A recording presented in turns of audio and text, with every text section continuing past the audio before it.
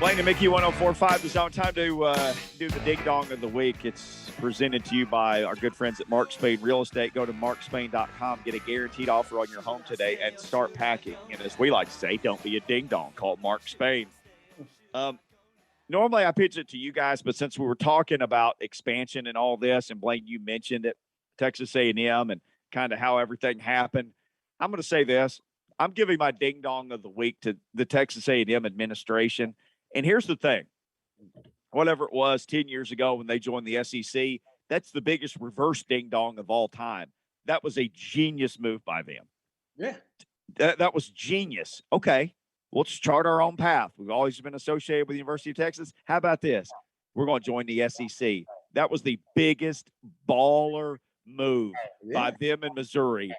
Big baller move. Wow, so why are you giving them the ding-dong now? Because a big baller doesn't worry about the people or the businesses that they left behind. They just keep it moving.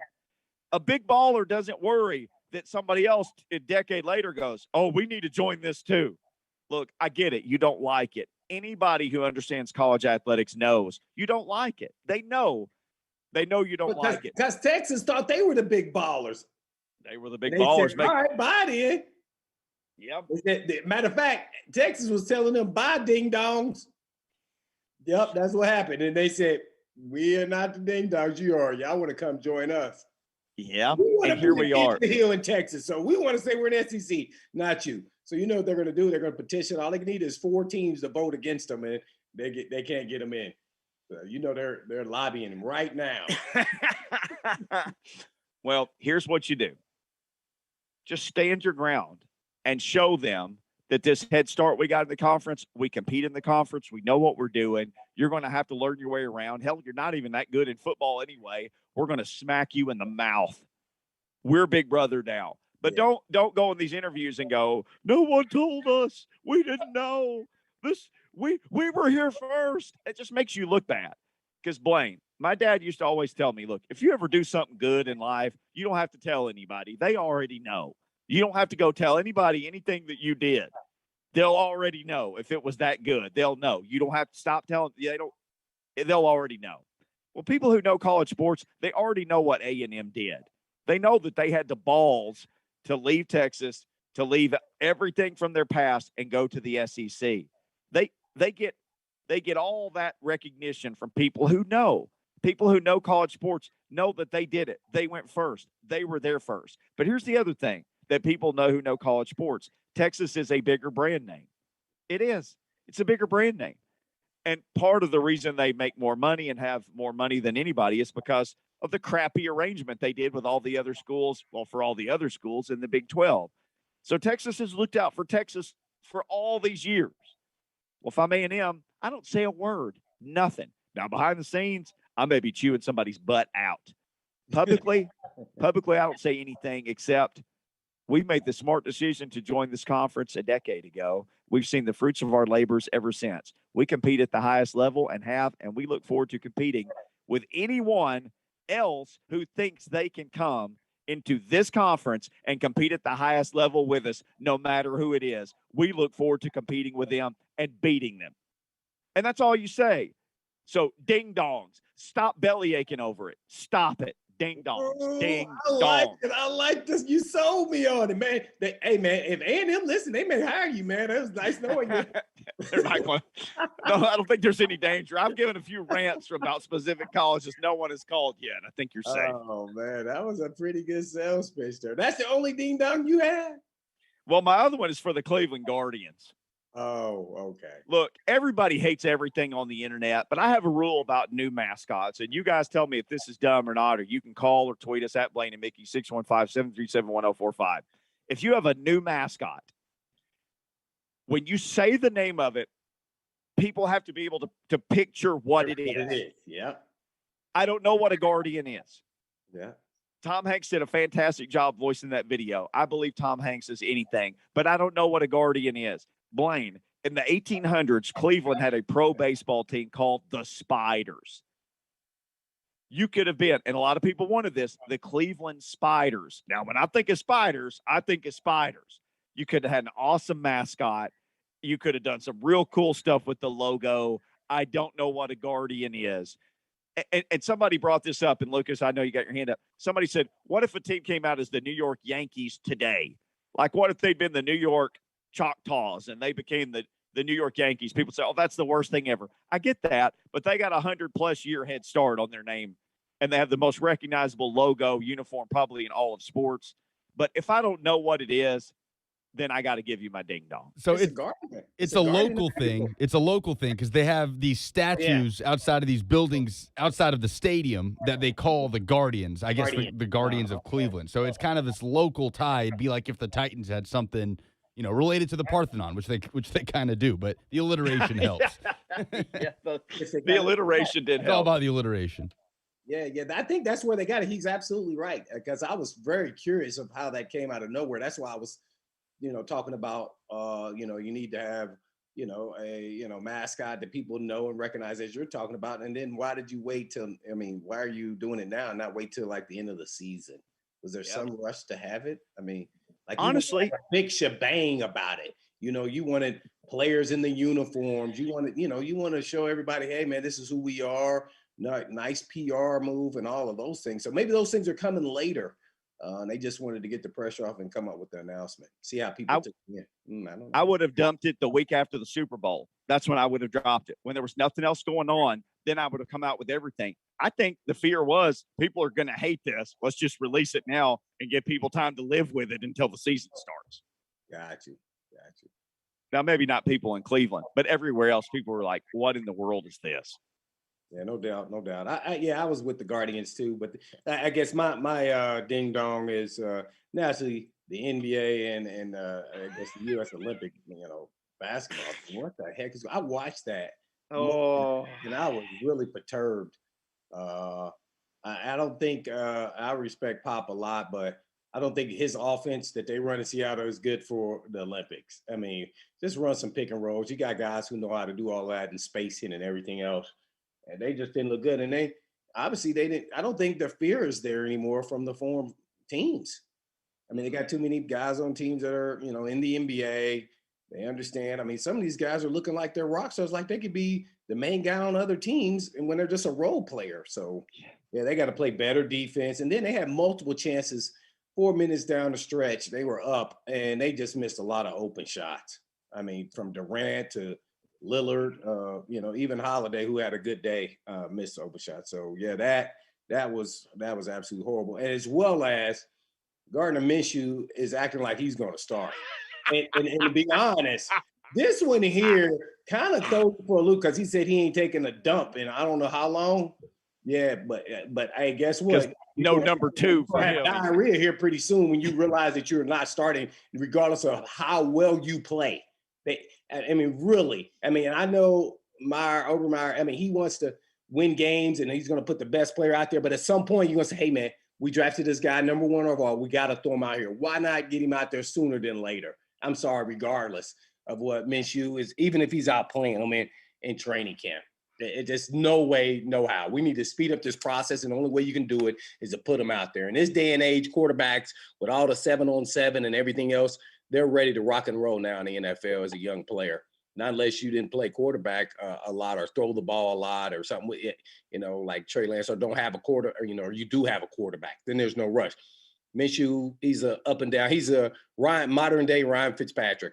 That's who without the arm strength. Yeah. Right. Yeah. So he's got to be out there. Sorry, Charlie. And I hate it because I'm one of those guys. Hey, man, I'm beating him at practice. I know what I'm doing. And he may be, because the coaches are acting like that. And that's why it's so weird.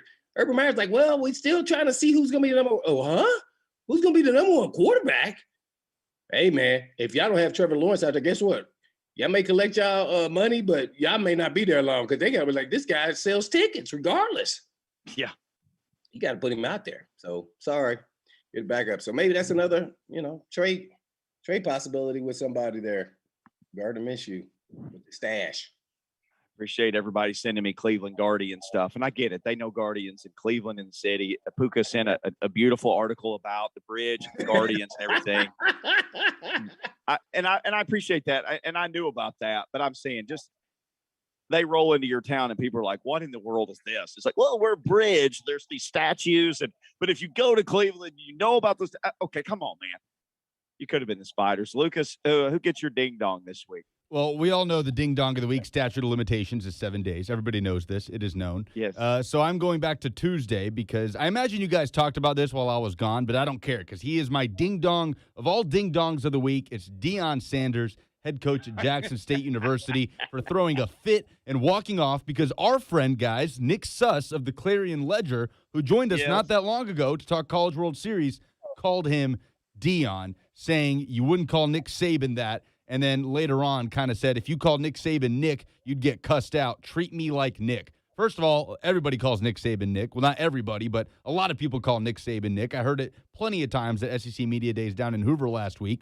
And second of all, treat me like Nick. Treat me like the greatest college football coach of all time. Come on, Deion. You mean ding dong. All right. No doubt about it. I'm glad you brought that one back. That one there was absolutely, somebody needed to slap him with a ding dong. I was like, what the heck are you doing, bro? Man, come on, man. Oh, man. This is where I go wrong. Because if I had his number, I'd text him and say, what are you doing, ding dong? Just Saying says on Twitter, by the way, to add to this ding dong discussion, there's already a roller derby in Cleveland team, a roller derby team named the Ding Dong, or not Ding Dongs, the Guardians. Now that's a name. Dongs. That's a franchise right there. The The Cleveland Ding Dongs. They blew it. They could have been the Ding Dongs. I am a Ding Dong. We'll be back. Hour number 2. Jim Wyatt, 20 minutes away to talk Titans. Non-stop Titans talk and reaction. That's what we do. But he's driven back inside the 5, and they fling him to the turf. This is your exclusive home for Titans football. 104.5 The Zone. No one wants to go to the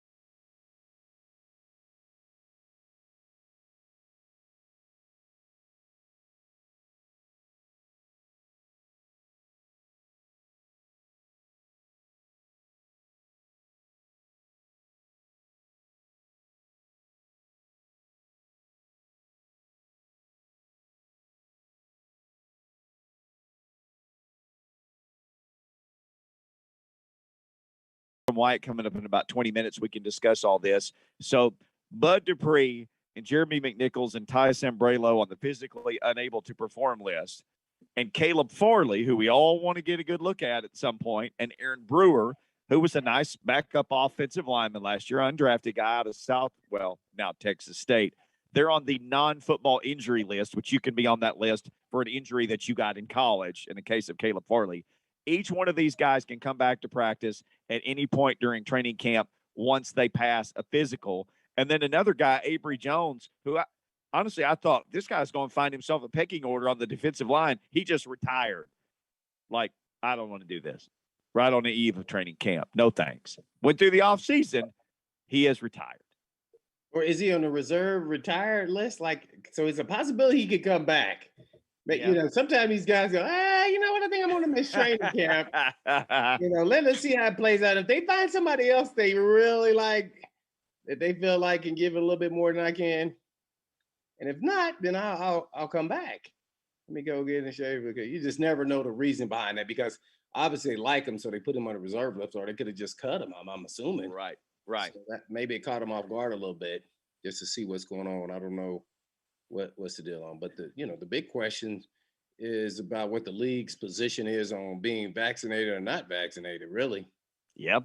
I wonder if are they going to have little orange badges there for the Titans player? I saw the Steelers were doing that. Is that every team for people who are not vaccinated? I only saw the wristband story right before we came on, and only one headline about it. So that was fairly new to me right as we started today. And I read everything I could find about COVID this weekend, but I did not see the wristband story, meaning what Blaine is saying. If you have the vaccine, you wear one color right wristband, and if you don't, you wear another colored wristband, right?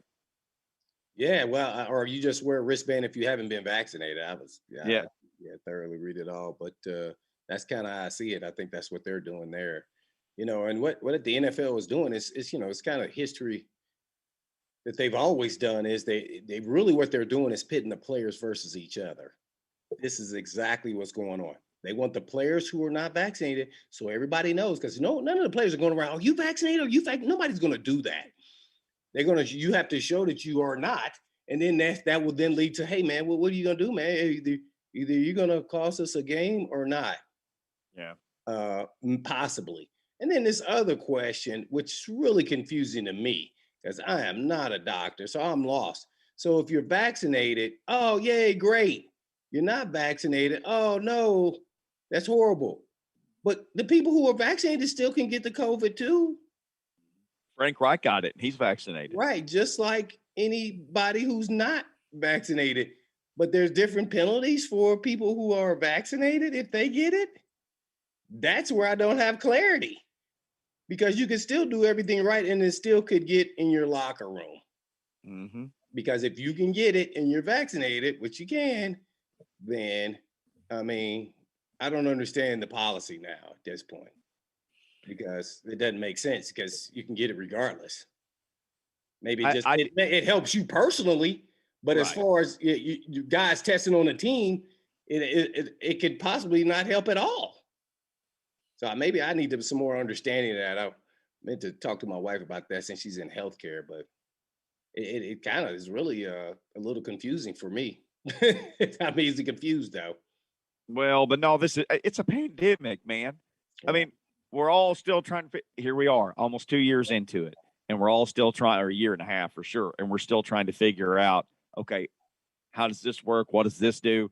And I searched on Twitter, wristband. Here you go. Buccaneers have said vaccinated players will wear red wristbands and unvaccinated players will wear yellow wristbands. Wow. And they're already practicing. Yeah. On Sunday, some, including Tom Brady, were photographed wearing no wristbands at all. There's a picture of Tom Brady. He doesn't have on a wristband. Here's the next story. These are the first two. Most Steelers players are vaccinated. Unvaccinated Steelers are wearing a yellow wristband at practice. Rookie Najee Harris is one of the few Steeler players with a yellow wristband. Yeah, so that's the one I wear. Yeah, the unvaccinated guys have to wear it at the Steelers. That's where I saw it. But yep. Yeah. And Tom's just being, the smarty pants there. He said, wait, nobody asked him. I'm sure he's vaccinated. He just, hey, what are you doing? I don't have anything on. So what can you say? They're not going to say anything to Tom Brady. Yeah, well, it could be a topic of, oh, I see you have your wristband, so you've been vaccinated. What do you think about, players who don't? At the end of the day, it's their prerogative. If they want to choose to take that risk, then so be it. You know what? Who it really hurts, though? Those end of the roster guys or guys who are trying to get on rosters is coming in. I guarantee you, if you're vaccinated, you got a better shot of getting in than you if you're not. One of those, street free agents, kicker, you name it, at this point in time. Because it's going to cost teams. Once I saw that the NFL was going to say you're going to have to forfeit games and forfeit paychecks, that's a big eyebrow rouse to that. What? I'm going to miss a check? Watch this. I'm going to miss a check because Mickey Ryan didn't go get his COVID shot. Are you freaking kidding me? It had nothing to do with what I did. It had to do with him. Oh, no. I got to go talk to Mickey. We got to have a come to Jesus moment. We're going to have to talk to him. Hey, man, I don't like missing no check. See, that's what's going to happen. That's exactly what's going to happen. Then you're going to get, kind of cornered. And they're like, what are you doing? It's no different than when you're injured. Hey, man, how soon you going to be back?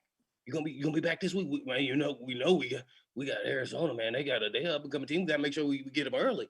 You going to be ready by the camp's over with? Yeah, see, that question alone, oh, man, dang, I got to make sure I'm out there with my guys. Yep. So there's pressure built in there, man. So I'd be shocked if most, if not the majority of players aren't vaccinated by the time the season starts. Watch. Miss check. Yep, I'm getting the shot. Well, you nailed it, Blaine. And this is something we got to talk about a little bit last week while you were out. But you think about it. You got either this guy as your number 6 cornerback, or this guy's your number 6 cornerback, and you literally have them dead even on everything. Hey, man, that dude's got a vaccination and that guy don't. Buy unvaccinated guy. It's just one less thing for them to worry about, I mean, if Derrick Henry's not vaccinated, okay, we'll figure something out. But if the guy trying to be the number 3 running back's not vaccinated, hey, man, we got to let you go. Can't. Sorry, man. Sorry. Hey, I'd be like, man, I'm double barrel vaccinated, man. I got the extra shot. Like they say, get 2, I got 4. That's what I got the booster already. Yeah. Man, you can have whatever you want, but that's what's going on here, man. So I want every opportunity. Ain't nothing going to stop this opportunity. Well, there's Jim Wyatt's going to join us next. We'll take the break. Jim Wyatt, when we come back, we can ask him, are there going to be wristbands with the Titans? If you got, let's say, 6 wide receivers in a position group, or 6 of anybody, or 10, and half of them have been vaxxed and half not, the other guys have to go sit in a Zoom meeting somewhere, and then the other half, they can just be in a room together? Like, can the vaccinated players all eat in a lunchroom at the same time? And the unvaccinated, somebody's got to take them a bag somewhere. Oh, my. I know they're going to have to wear masks. That's for sure. The unvaccinated. Well, we got a lot to get to, including players reporting. And the other thing, I enjoy this, I think, more than anything Jim Wyatt does, the position previews. And I study the team. Like, I know who all the people are. Yeah. But I know when these things hit, that means that, like, people are about to start hitting. Yeah. So, once the position group previews start dropping from Jim Wyatt, that's all you need to know. It's go time. And it is go time with Jim Wyatt next here on Blaine and Mickey 104.5 The Zone. Coming up today on the 3HL. We will react to the weekend. Buck Rising will join us, and Ron Slay may or may not be in. Today, starting at 3 p.m. on 104.5 The Zone. There's this thing called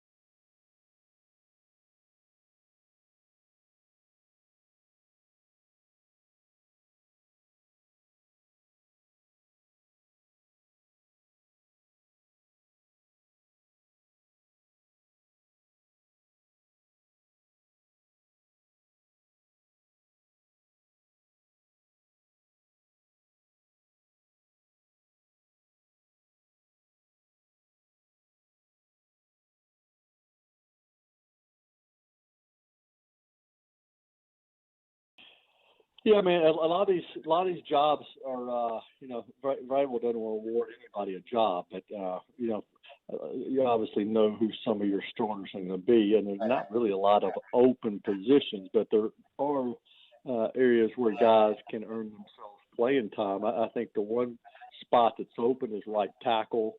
I think that it's going to be between Kendall Lamb and Mr. Sombrero. Devin Quisenberry's in that mix, and of course, the first round pick, Dylan Radins, is in that mix.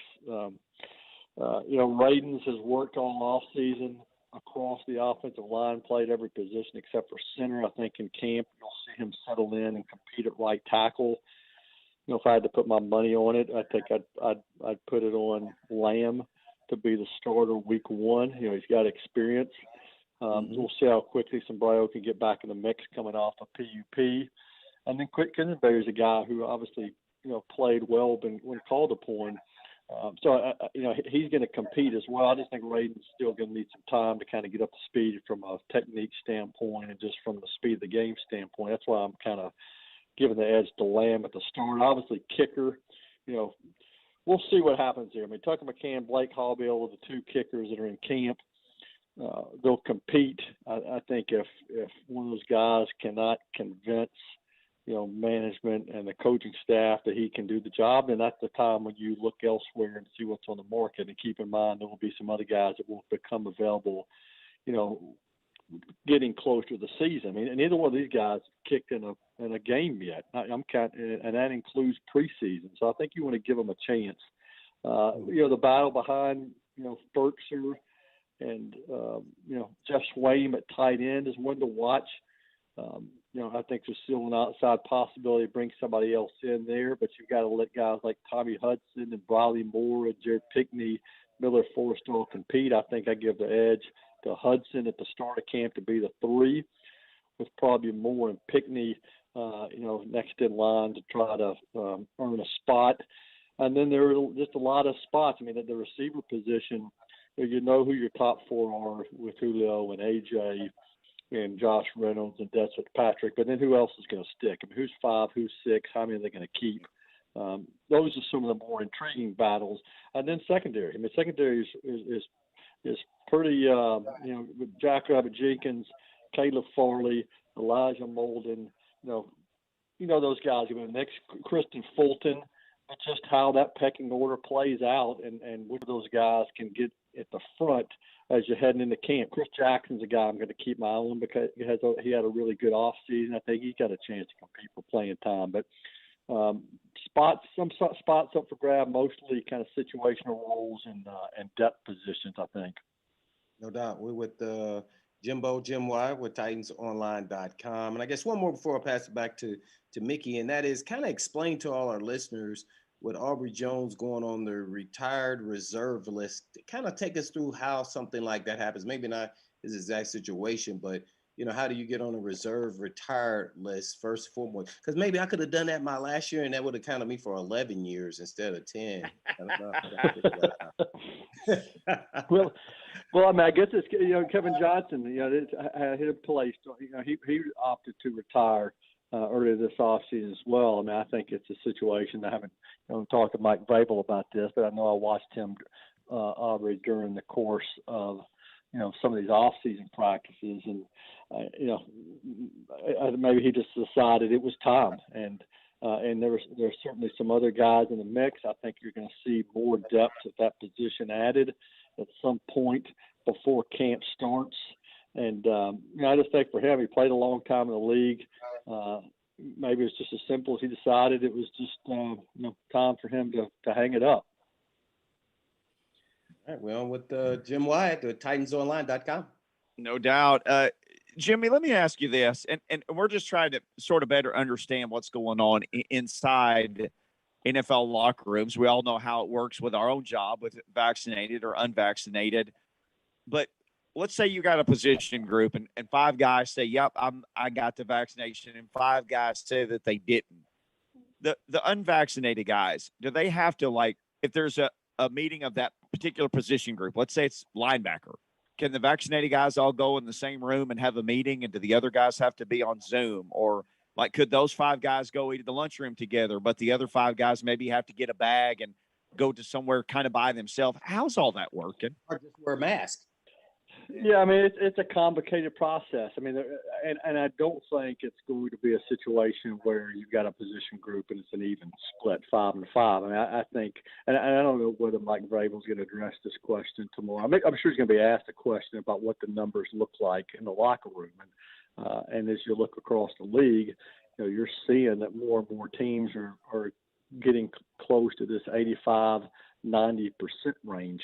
And again, I don't want to speculate on where the team is, but certainly know that progress is being made where you're not going to have a huge group of players that are unvaccinated. But I do know that the rules for the unvaccinated players are drastically different than they are for the guys who've been vaccinated. That includes being tested every day.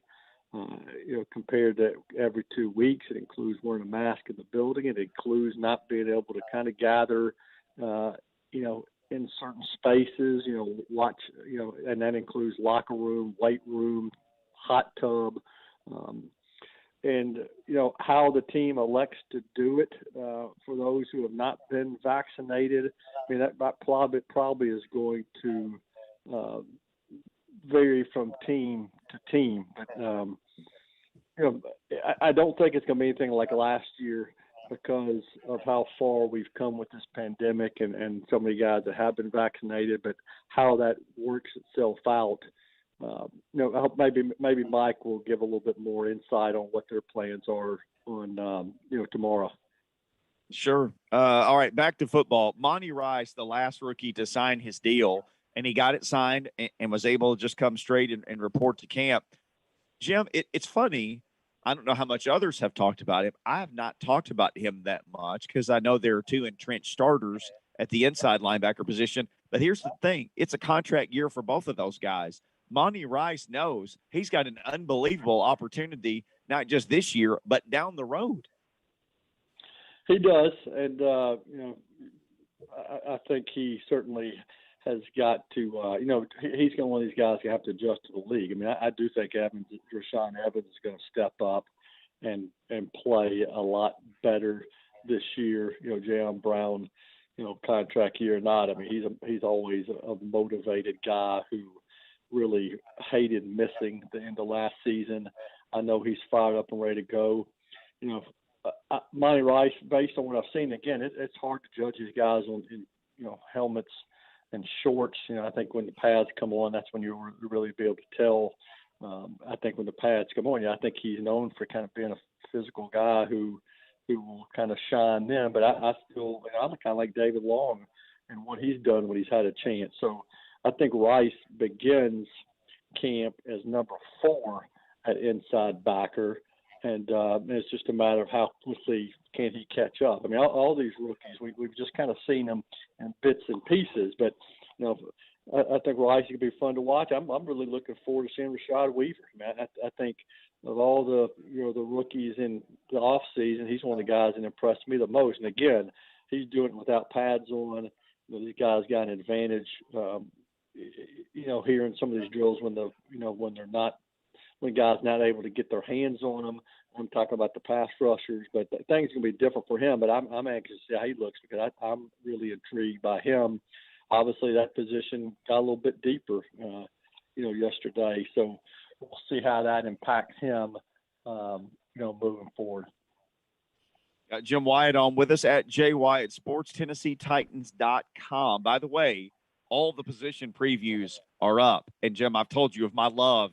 Oh, my Lord, how I love position preview reports from Jim Wyatt because that means it's go time, and you can go and read all of those and more at TennesseeTitans.com. Yeah, it's close. I mean, we're down to – I've done the countdown. I think today was 9 of 11, got safeties and special teams left to wrap it up.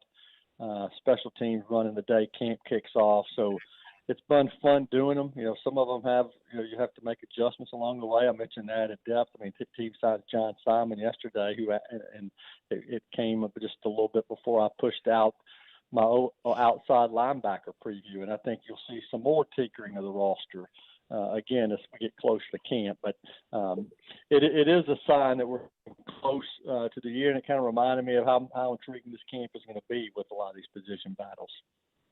Yeah.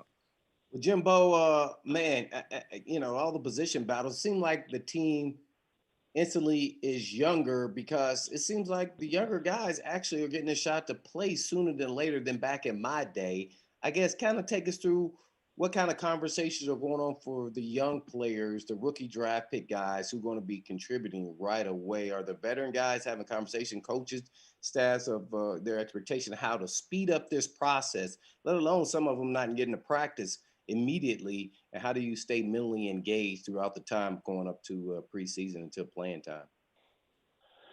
Yeah, I mean, so these young guys, I mean, you've got to try to get them up to speed as fast as you possibly can, because some of these guys, especially, Caleb Farley and hopefully Molden, I mentioned Weaver, I mean, some of these guys may be called upon, sooner rather than later. I mentioned Radens. I mean, there is a learning curve there. That's why I think you have to be somewhat patient.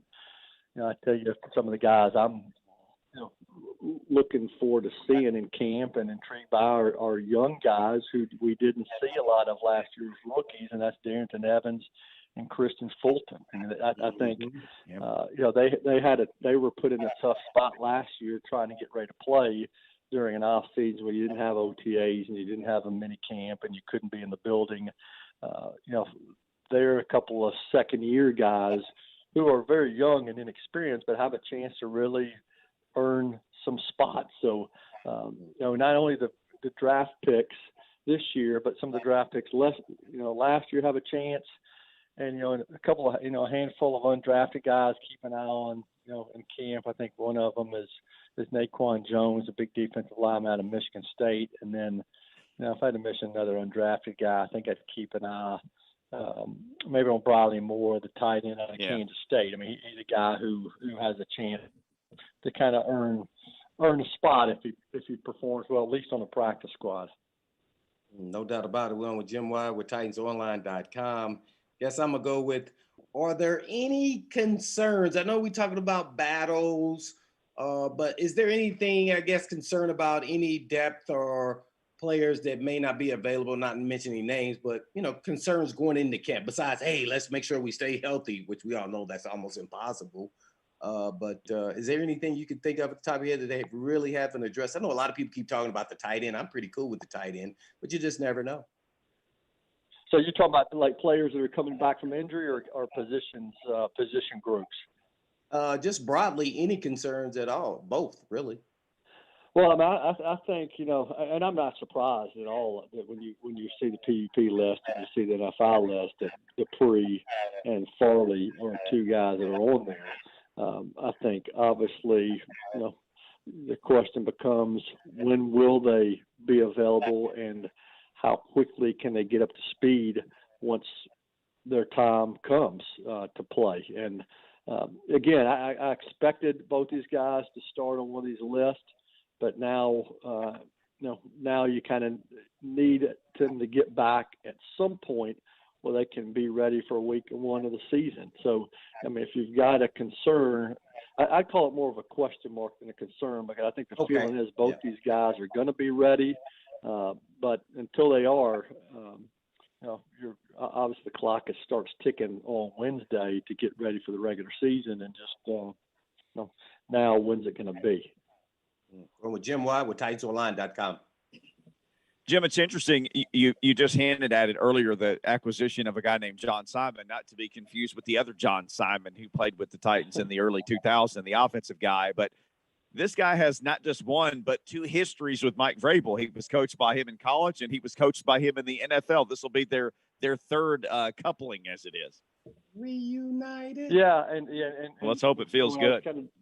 Yeah, and I was doing these position previews. I mentioned the guys are going to be competing at outside backer, and of course it's Bud Dupree, and it's Harold Landry, and it's Derek Roberson and Rashad Weaver, and then before the team added Simon, I finished that position preview a couple of days before. I said, don't be surprised if if the team keeps an eye on the waiver wire and makes another addition here. And before the thing even ran, the team goes and signs Simon. So I think he is in a good place here just because. I mean, some of these other guys behind Dupree and behind Landry, you've got some young players who are going to be asked to step up and play, and Weaver, Roberson especially. And now this is a veteran who's played in the league for 8 years. He's got over 20 sacks in his career. He plays with the type of energy that Mike Vrabel wants guys to play with. I think he has landed in a really good spot. Now, you look at the stuff out of New England, and certainly, this offseason they felt like he had a down year. So I'm sure he's motivated to kind of jumpstart his career here. And I would think that he felt like this was a good place to do it. Well, the last thing I was going to ask you about, and again, Jim Wyatt, our guest, Avery Jones, some people that might not even be a bump on their radar, but that was a depth guy with a lot of experience on a defensive line where you mentioned Naquan Jones, which I know you joked the last time somebody had made that meme that it was Daquan Jones in disguise, which was fantastic. But I wouldn't be surprised if they start to churn the waters looking for a little bit more experience there too, with Avery Jones going on the retired list. Yeah, no doubt about it. And, I would just say, stay tuned. Something's happening there at some point in the not so distant future. Okay, there's some almost breaking news there from Jim Wyatt. Chandler Jones. Oh, he plays for Arizona. We cannot talk about another player on another team. Yeah, Blaine's tampering, but not me. Hey, Jimbo, thank you, man. I know you're excited, and you've got your no-dos, and you're planning your Vandy trips around your Titans trips. It's football season, and we're pumped about it, and I know you are too. Okay, guys, I appreciate you having me on. We'll see you out there, hopefully, in the course of July and August. Yes, sir. Wow. Sweating to the oldies with Jim Wyatt, Top Jimmy from TennesseeTitans.com. All right, so it's official today with Texas and Oklahoma. They officially asked out of the Big 12. So we wondered what's going to happen next. One college, Blaine, already out there like a turkey, like a peacock, stunting, trying to get the next invite. I'll tell you, I'll read the tweet next. This is fantastic stuff. It's all going to play out in real time, just like this show every day from 1 to 3. Blaine and Mickey, 104.5 The Zone. Do I have everybody's attention now? Coming up tomorrow morning. Miss any of today's show? Download the podcast, rate, review, and subscribe. We know you're busy, fam. We got you. You can also interact with us anytime on Twitter at JMart and Ramon. We are petty on Twitter anytime and all the time. Like cheese and bacon, we make your day better. We're JMart and Ramon. JMart and Ramon. Tomorrow morning from 6 to 10 a.m. on 104.5 The Zone.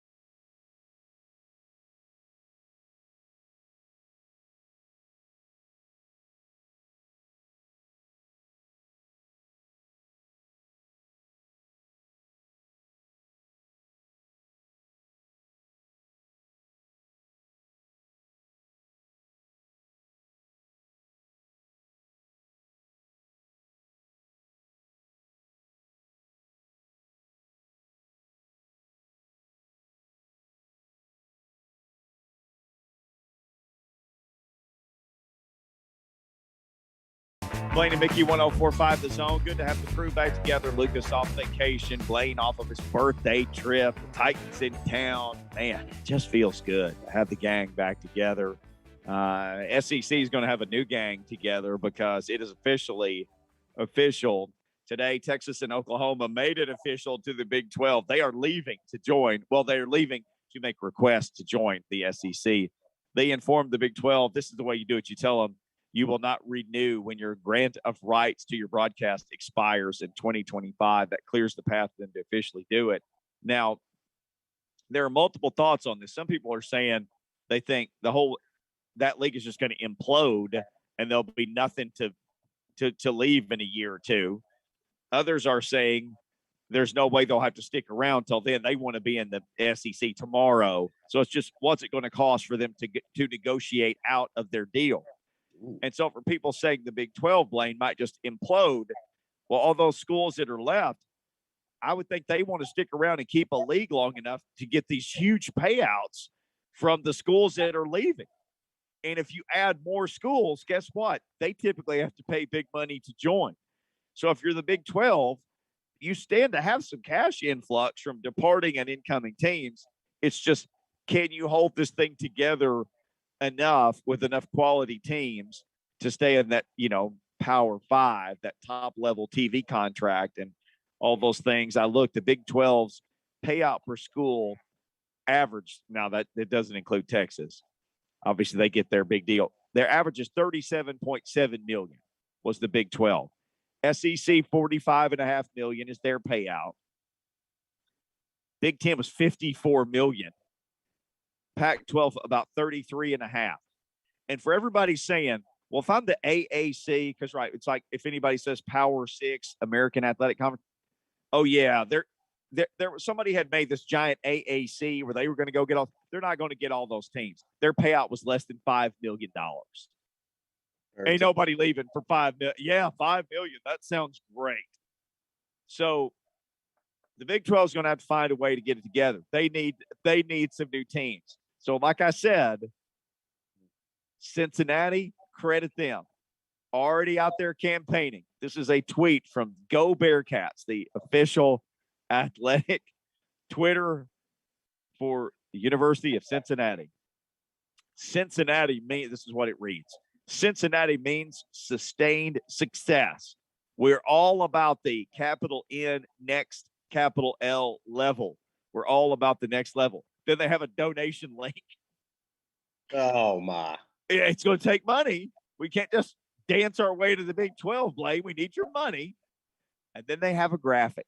And the graphic has their C logo with the paw prints on the top of it. It says sustained success. 1 of 5 since 2000. And it's all these like cool letters. 15 or more bowl games, 15 or more NCAA tournaments. Then they have the logos of the other schools. They even did, most of the time you don't do this.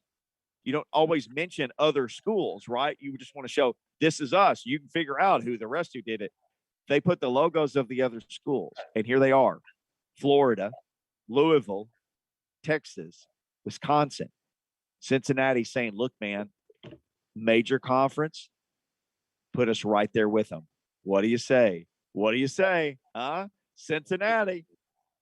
Oh, man. So Cincinnati, you would go to the Big 12. I'd be pressing to get in the Big 10 or ACC or I mean, the AAC is pretty good. If not, you and UCF would branch off and go somewhere else. Even Memphis, to be honest, they're all pretty elite programs. So, and have pretty good basketball programs. So yeah, I don't know if I'd go to the Big 12 and you'd be the king of the hill immediately, but man, I don't know what they're gonna do there. I mean, Baylor, TCU, I don't know. I think they better hitch their wagon to the Pac-12. I'm talking about the rest of the teams that's left. I think the Big 12 is done. I think those teams gonna have to go for their own at this point in time because you're not sure if you can get elite programs to the Big 12 to replace Texas and Oklahoma. If not, it will be a team like Cincinnati or UCF, and then you sit there and say, well, I don't know if that's really worth it. I'll wait to see if one of these bigger conferences that already is aligned would be interested in us. Mm-hmm. What do you think about the possibility that the remaining Big 12 and the Pac-12 now become the Big Pac? What if they just said, let's align with each other now? Let's just skip the waiting period. Let's just have Pac-12, Big 12. Let's just get together. We'll be west of the Mississippi, and away we'll go. The Big Pac. Because some people are saying, if you're the Big 12, go get Arizona and Arizona State. Well, they're not joining you now. They're not going to do it. Somebody said, well, go get Colorado. Colorado's not leaving the Pac-12. It is down and as poorly run it sometimes seems like the Pac-12 is. They still have USC. They have Oregon. They have Washington, who are all good football teams. USC is a traditional power. So is UCLA in football and basketball, even though they've been somewhat down in football. But they're still historically big powers. And here's the other thing. The brands are big. USC, they're real big brands. And Stanford. And there's nothing out there. They don't compete with anybody. They're just out there on their own. So for them, maybe they start, hey, Oklahoma State, what do you say? Come on, join us. Baylor, maybe. Hey, Baylor, come on, join us. Maybe you just sneak a little further west if you're them. But I said this last week, and I told you this during the break. If you're AD and your president, chancellor, if they're not on the phone with somebody one click above you in the food chain, or even two or both, they're not doing their job. Because it's about to be crazy musical chairs again. Yeah, I believe that too. And I'm not sure what direction this is going to go, to be honest, because I think even the Big Ten, you can sit there with your hands pat, say, oh, we're all good. But at the end of the day, you still want to be dominant. And you start saying, okay, who can we bring to the table to help us too as well throughout this whole process? And so they might start, maybe pick a team or two as well from the Big 12. I'm not sure which one of those. And how about this, man? And this is just a curveball. I don't know if this is going to happen. But a team with a big brand. We all know Notre Dame is independent. We're not sure what they're going to do is go into the ACC. But USC is kind of that big brand too. You mentioned USC, Washington, and Oregon from the Pac-12. And those are big-time programs if you want to throw in UCLA because of the brand name. But those programs, I think, can carry some weight, even if you wanted to go all the way to the ACC or something. I mean, I don't know. I mean, or do you go independent and break up the Pac-12 to USC? I mean, it's going to be interesting to wait and see how it all plays. I don't know what direction. It's going to be a lot of crazy movement here to get it all right here these next couple of years, just to see how quickly this happens. Because I think in a couple of years, I think the Big 12 is done. Like, I think those teams, Oklahoma and Texas is going to be gone in the next 2 years. They can say 2025 and everything else, but I think it's going to broke up. But yeah, it's going to be done before then. We got to be done before 3HL starts. So it's time for us to go now. And it is time for 3HL. We hope you have a great rest of the day and enjoy Brent, Babs, and Ron coming up next. Happy Monday! Peace!